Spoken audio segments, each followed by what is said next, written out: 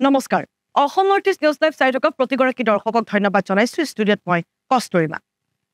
আপোনালোকক আমি এটা সংবাদ দিছিলো যে জুৰিয়াত এজন টমটম চালকক দুৰ্বৃত্তই নিশা হত্যা কৰি ৰেল লাইনৰ কাষৰ নলাত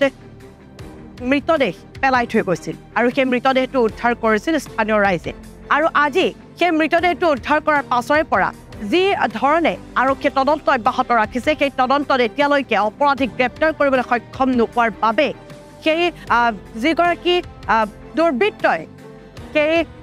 আলী হুছেইন নামৰ টমটম চালকজনক ইতিমধ্যে হত্যা কৰিছিল সেই হত্যা কৰাৰ প্ৰতিবাদ সাব্যস্ত কৰিছে টমটম চালকৰ লগতে স্থানীয় ৰাইজে এই মুহূৰ্তত জনাই আছো আপোনালোকক আমি সংবাদ দিছিলো যে জুৰিয়াত টমটম চালকৰ হত্যা হৈছিলে আৰু সেই হত্যাৰ ভিত্তিতে আজি প্ৰতিবাদ সাব্যস্ত কৰিছে জুৰিয়াত একাংশ সৰ্বসাধাৰণ ৰাইজ লগতে টমটম চালকসকলে আৰু ইতিমধ্যেও তদন্ত অব্যাহত ৰাখিছে আৰক্ষী আৰু আৰক্ষীৰ তদন্তত এতিয়ালৈকে কোনো অপৰাধীক কৰায়ত্ব কৰিবলৈ সক্ষম নোপোৱাৰ দাবীতে এতিয়া প্ৰতিবাদ সাব্যস্ত কৰিছে একাংশ টমটম চালকৰ লগতে স্থানীয় ৰাইজে আলী হুছেইন নামৰ সেই টমটম চালকজনৰ হত্যা কৰি দুৰ্বৃত্তই সেই টমটমখনৰ লগতে মোবাইল ফোন আৰু নগদ ধন লৈ উঠাও হৈছিল আৰু তাৰ পাছৰে পৰা আলী হুছেইনৰ মৃতদেহ উদ্ধাৰ কৰিছিল ৰেল লাইনৰ যি কাষৰ নলা আছিল সেই নলাত উদ্ধাৰ কৰাৰ পাছৰে পৰা ইতিমধ্যে প্ৰতিবাদ সাব্যস্ত কৰি আহিছে টমটম চালকৰ লগতে স্থানীয় ৰাইজে আপোনালোকক আমি সেই সংবাদ দিছিলোঁ আৰু বৰ্তমানেও কেনেধৰণে প্ৰতিবাদ সাব্যস্ত কৰিছে সেই সংবাদ দি আছোঁ আৰু বিভিন্ন ধৰণৰ সংবাদ লৈ আহিম চাই থাকিব Assam north east news live আলীৰ হত্যাকাৰীক গ্ৰেপ্তাৰ কৰক টমটম চালক আলীৰ হত্যাকাৰীক গ্ৰেপ্তাৰ কৰক টমটম চালকসকলৰ নিৰাপত্তা সুনিশ্চিত কৰক টমটম চালকৰ নিৰাপত্তা নিশ্চিত কৰক টমটম চালক আলীৰ হত্যাকাৰীক গ্ৰেপ্তাৰ কৰক টমটম চালক আলীৰ হত্যাকাৰীক গ্ৰেপ্তাৰ কৰক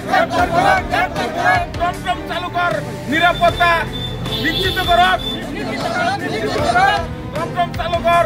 নিৰাপত্তা নিশ্চিত কৰক হয় আমি যোৱাকালি যিটো ঘটনা হৈছে আমাৰ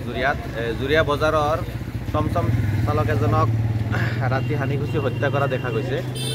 এইটো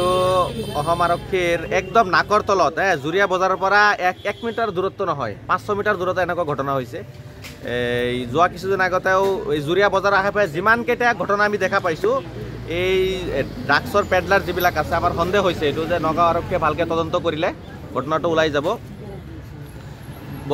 বৰ্তমান এনেকুৱা অৱস্থা হৈছে সন্ধিয়া 5টা বজাৰ পিছতে মানুহে ঘৰৰ পৰা ওলোৱাৰ ভয়ত মানে নিৰাপত্তাহীনতাত ভুগিছে আমাৰ জুৰিয়া অঞ্চলৰ যিবিলাক টমটম চালক আছে আৰু সৰু সুৰা ব্যৱসায় আছে সকলোৰে এটা মানে জানৰ প্ৰতি ভাবুকি আহি পৰিছে জুৰিয়া আৰক্ষীক আমি অনুৰোধ জনাইছোঁ অতি সোনকালে তদন্ত কৰি এইটো হত্যাকাণ্ডৰ লগত জড়িত থকা যিবিলাক মানুহ আছে তেওঁলোকক উৎখাত কৰিব লাগে টমটম চলাই ভাড়া মাৰে কি ক'ব আপোনাৰ টমটম চালক হত্যা কৰা হৈছে মানে ভয় লাগি আছে ৰাতি 6 বজালৈ এতিয়া টমটম 5 বজালৈ যে মানে বোলাবলৈ ভয় লাগে টমটম চালকে একদম মানিকে মাৰিছে আৰু এতিয়া চালাটো ৰাতি মানে 5 বজাৰ আগতে বন্ধ কৰিব লাগে আৰু অপূৰ্ণ হৈ গ'ল এতিয়া মানে কঠিন শাস্তি লাগে যে এনেকৈ কোনে মাৰিছে আপুনি টমটম চলাই আপোনাৰ নাম ৰফিকুল ইছলাম টমটম ৰাতিও চলায় ৰাতি মানে 7টা বজালৈকে চলাই আৰু ন যিহেতু টমটম চালক এজনক মানে দুৰ্বৃত্তই হত্যা কৰিছে কি ক'ব আপুনি আপোনালোক কিবা ভয় লাগি আছে নেকি এতিয়াতো ভয়ে লাগি আছে ৰাতি কৰিব যাব নোৱাৰো হ'লে আৰু কোনে ৰিক্স ল'ব আৰু কি ক'ব আৰু কিবা কি দাবী জনাব দাবী এইটো আপোনাৰ পুলিচক মানে হেৰি কৰিব লাগে আমাক কিবাটো হেৰি কৰিব লাগে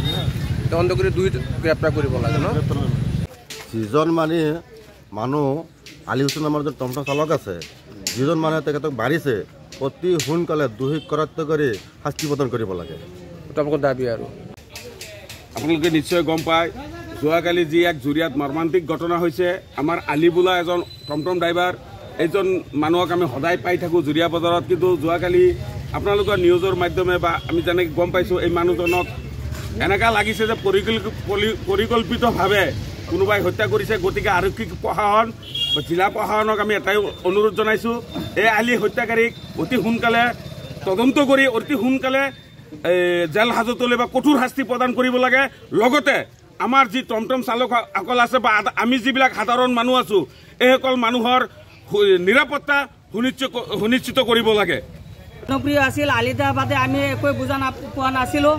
আলিদাক কোনোবাই পৰিকল্পিতভাৱে হত্যা কৰিছে যেন আমি অনুমান পাইছোঁ। গতিকে আলি টমটম চালকৰ হত্যাকাৰীক অতি সোনকালে গ্ৰেপ্তাৰ কৰিবলৈ আমি জিলা প্ৰশাসনক বিনম্ৰ অনুৰোধ জনাইছোঁ।